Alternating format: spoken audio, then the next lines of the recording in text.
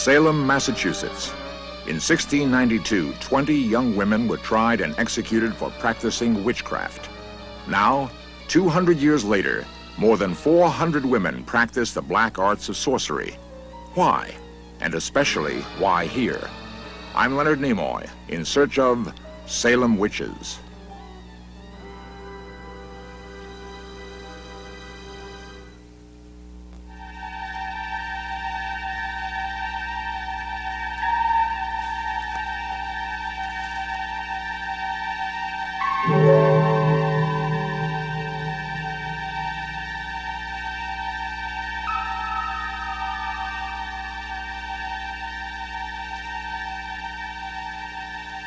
The woman calls herself a witch.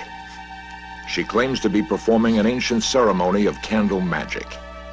The power of the planets has been petitioned, and as the paper burns, a spell is cast. This rite of witchcraft is being practiced in Salem, Massachusetts, a place where people believed to be witches were once put to death.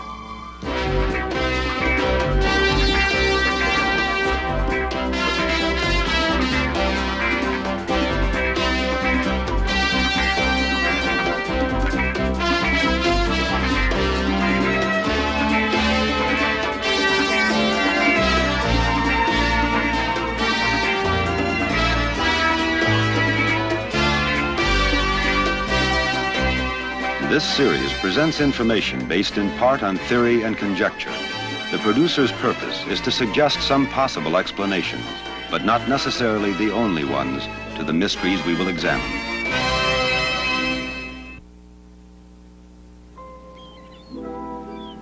Salem, Massachusetts is richly endowed with history and culture.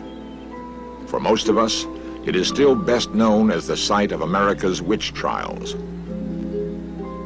The past has left a permanent mark, and Salem has come to embrace the witch, at least in some respects. The witch is the town's symbol, and also a constant reminder of a reign of fear and terror. The witchcraft hysteria of 1692 actually began here, in the neighboring city of Danvers. It was once called Salem Village. Dr. Linda Caporal is a social psychologist. She has studied the witchcraft hysteria that once swept over the people here. Recently, she visited the Historical Society in Danvers. In December of 1691, 8 girls were afflicted with what the Puritans called distempers. These were characterized by delusions of one sort or another, by severe convulsive fits, by odd gestures, and disorderly speech. The girls were examined and judged to be possessed.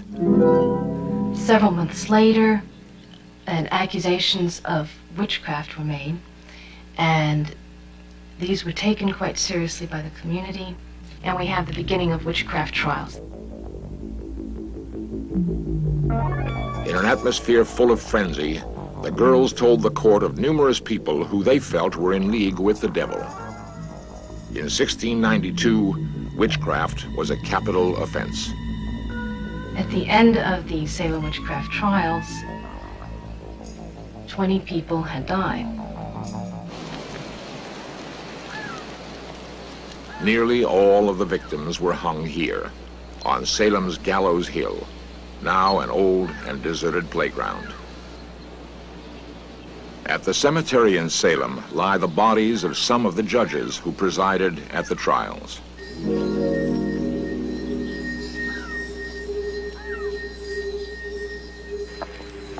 Despite its terrible history, witchcraft now thrives in Salem. Meet Laurie Cabot, the city's official witch. People commonly believe that witches are the exact definition of that Webster's dictionary holds. And it says that a witch is an ugly old hag who cavorts with demons and devils, or makes a pact with the devil in blood. People also believe that witches probably drink blood and eat babies, and of course that's not true. The word witch comes from the words magus, magi, and the Greek word magi, which still means witch today. And the word witch, it means wise person, or a seeker of knowledge, basically. In the center of Old Salem stands a shop called Crow's Haven Corner. It's a kind of sorcery boutique, which was opened by Laurie Cabot. It has become a popular gathering place for those who claim to be witches. Well, how's everybody doing? Very good, very good. Hi, how are you? Good. Listen, did that shipment of tarot cards come out? Yes, it did. It's in the back room. Okay, we're back. The shop has appealed to curious tourists, but it also stocks the herbs and potions that are needed by a witch. You sure you don't want to box? No, it's fine. I'll just take them away. Laurie's daughter, Jody, is an actively practicing witch. It has a wonderful scent, so if the person is someone that you know or would like to know in the area, it will, just by smelling the scent of the ribbon, it will attract you. Laurie's younger daughter, Penny, will soon become a member of the coven.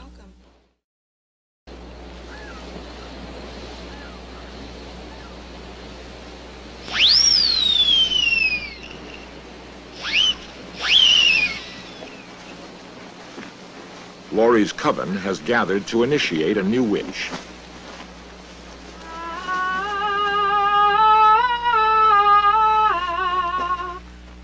The initiate is Penny, Laurie's 16-year-old daughter. This rarely photographed ceremony is based on ancient rites. Today, it is an amalgam of many different practices gathered over the centuries and adapted to modern times.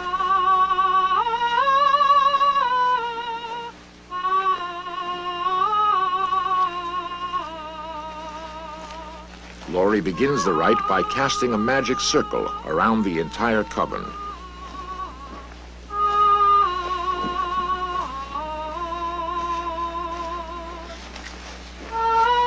Each witch is then anointed.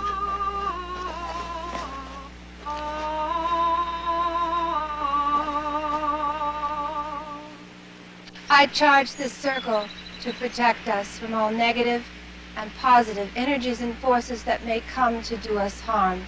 So mote it be. So mote it be. I draw into the center of this circle the energy of the universe and the wisdom of the pentacle. So mote it be.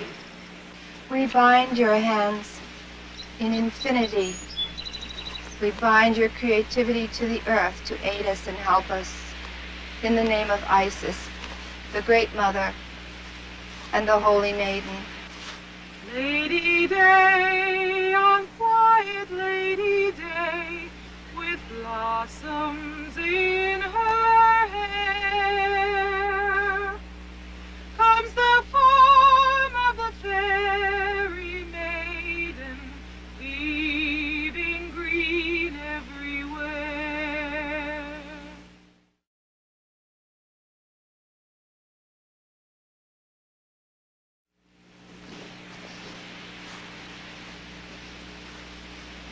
I charge you, Penny Cabot, witch.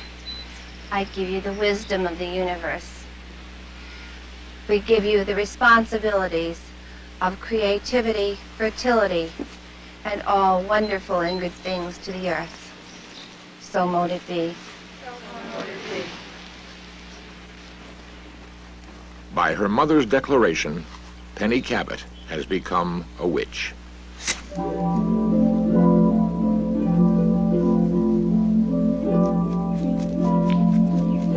As a new witch in the coven, it is now Penny's duty to perform alone a sacred ritual. In a forest not far from Salem, Penny gathers the tools to cast a spell.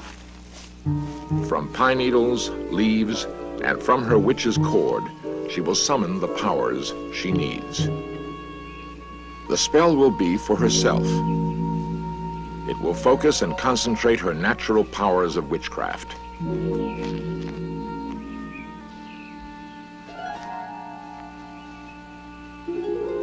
Her wand is a branch she has found. With it, she scribes a circle that she hopes will harness the Earth's natural powers to strengthen and protect her. Today, in Salem alone, at least 400 people call themselves witches. All are active and deeply committed. Being a witch to me means being more aware of your surroundings, being able to use more of your mind and make the life around you work more for you and to help other people. I became a witch because my goal in life is to raise my consciousness, and it's a tool to do that.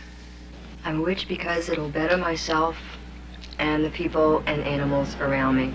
I became a witch just by basically getting involved in all occult matters and wanting to know about other phases of consciousness, which I think is really important because we don't use enough of our brain capacity to begin with. The best thing about being a witch is being able to use the vibrations of material things to work for you in the environment. I can control my environment through correct thinking, through putting the correct thought into the atmosphere, by concentrating. I don't think everyone should be a witch. I don't think it's for everyone, because to be a witch is a commitment. And to commit yourself, you have to spend a good deal of your life studying, learning about the world around you, various things. If we do healings, we have to know about anatomy. You have to be willing to make that kind of a commitment, and that's not for everyone. For Laurie Cabot and the members of her coven, witchcraft is not an idle interest. It is an integral part of their lives.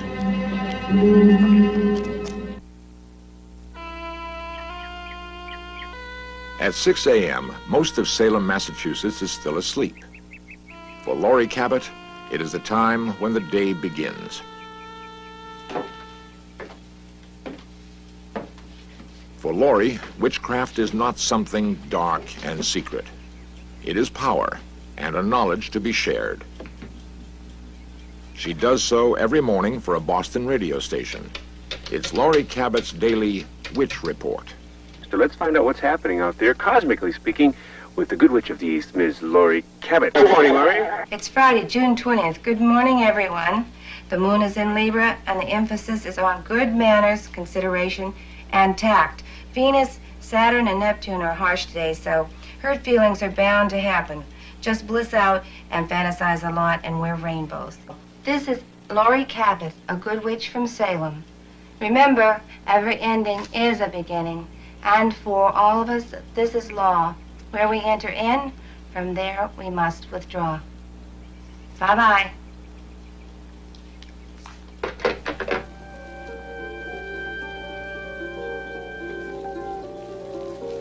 Like most witches, Laurie believes she is expert at making potions of all kinds. When the potion is nearly done, she imbues it with her own power. This potion is for protection and meant to be rubbed on the skin. I charge this potion to protect me from all negative and positive energies and forces that may come to do harm. So mote it be. The potion is a pungent mixture containing sea salt, vervain, frankincense, myrrh, and wolf's hair. 3 times a week, Laurie travels to the nearby city of Marblehead. The purpose of her trip is not to practice witchcraft, but to teach it to interested students. Welcome to Witchcraft 2 class. This is the class that you're going to learn about witch tools. It's our most exciting class, of course. It's fun to learn about mixing potions and about magic wands that everyone thinks is so frivolous. Now, the magic wand varies extremely. This is sterling silver. It has the pentacle on the top. We have potions, and we know potions are organic perfumes, and we're going to learn how to make a potion for every sign in the zodiac. We're going to also learn how to make our own little spell kit. This is a healing spell, orange for Mercury, that's to aid healing. In here is something very simple. This is sea salt, and this is going to prevent illness. What we're going to do is teach you the culmination of all these things so that you can put them together and actually perform or put a spell together and do your magic and use your energy and your power to heal or to change things, maybe change the weather. These are very important tools for you. June 21st for most of Salem marks the beginning of summer. For witches, it is a high holiday, a time for celebration and worship. It is the summer solstice. Laurie Cabot conducts a magic circle with her coven. I charge this circle to protect us from all negative and positive energies and forces that may come to do us harm. So mote it be. So mote it be. On the solstice, we draw in the energy of the sun and Jupiter into this place. We allow it to circulate in this circle. So mote it be. So mote it be.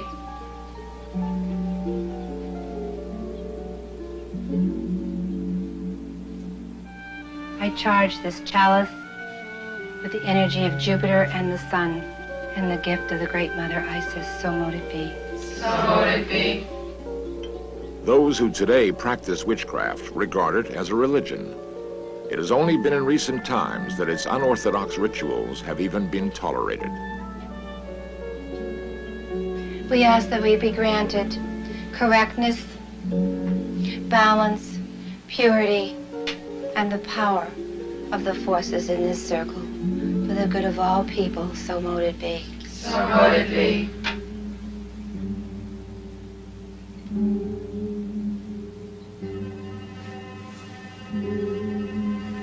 We now hold this energy within our bodies. The witches now form a cone of power, uniting and concentrating their energy. Finally, the magic circle is uncharged.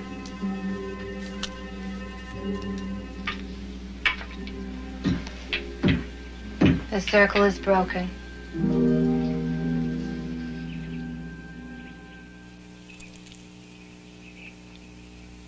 If Laurie Cabot had practiced witchcraft in colonial Salem, she most certainly would have been hanged. In the 17th century, spirits, devils, and demonic possession were thought to be very real. Witches were believed to be the human servants of evil. Even so, what was the reason that Salem Village suddenly fell into a violent episode of witchcraft hysteria? Dr. Linda Caporal has carefully developed a new and compelling theory. Since the time of the Salem trials, there have been numerous explanations as to the causes of the crisis, and these explanations include that there was mass hysteria, that there was fraud, that the girls were play acting in, that they falsely accused people. Another explanation is that there was indeed witchcraft in the neighborhood, that the girls had been involved with it and became mentally ill as a consequence of their guilt. These explanations are not really adequate because they don't address the originating causes of the symptoms, which first caused the Puritans so much concern. I think that the original causes of the girls' behavior, and this behavior was what started the crisis, was eating contaminated bread, and that the bread is contaminated with a parasitic fungus known as ergot. Ergot is a fungus which grows on grain, most especially on rye, and it has a number of potent pharmacologic agents in it, especially one called isoergine, from which LSD is derived. Was the Salem witchcraft hysteria the result of demonic possession or of a then unknown form of chemical poisoning? The symptoms that are alluded to in the trial records are pinpricking, choking, disorderly behavior, convulsions, hallucinations. These are all the kinds of symptoms that you would expect from convulsive ergotism. Was this the devil loosed in Salem in 1692? Today, the people of Salem seem, at least, to tolerate their witches. And the public practice of witchcraft is taken in stride. Laurie Cabot claims to have the power to radically change the weather. On the waterfront of Salem, she gave it a try. I call on the Archangel Uriel to come and do my bidding. I call on the Archangel Gabriel to come and do my bidding.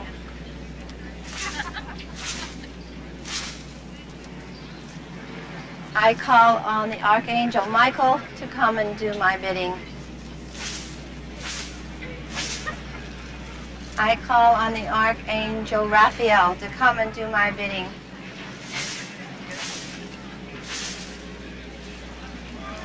We ask that this be granted. The weather did change a little, but no one seemed to mind. I don't have any objections to witchcraft in Salem at all. I enjoy it. It's good for my business. I don't have any objection at all. I think if they want to practice witchcraft, they should be able to. I think it's great that they're doing their own thing. The witchcraft stories that go around here draw a lot of people in.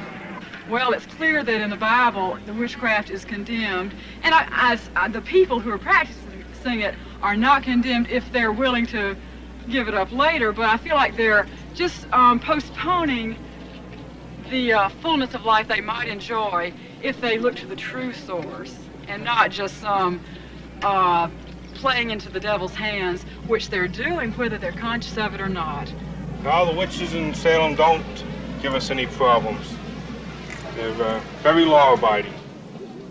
People often ask me, do you think the witch trials are over in Salem, or could witches be persecuted again? And I have a feeling because of our lack of education, there's a possibility through people's belief systems that it could happen again if we do not educate ourselves well enough. People need, excuse the expression, scapegoat, somewhere to put their anger and their unexplained happenings. But if they really knew what we know, it could never happen again. We don't intend it to happen. It won't happen to the witches of Salem, I can guarantee you that. Despite the horrifying past, witchcraft in Salem is alive and well and determined to survive.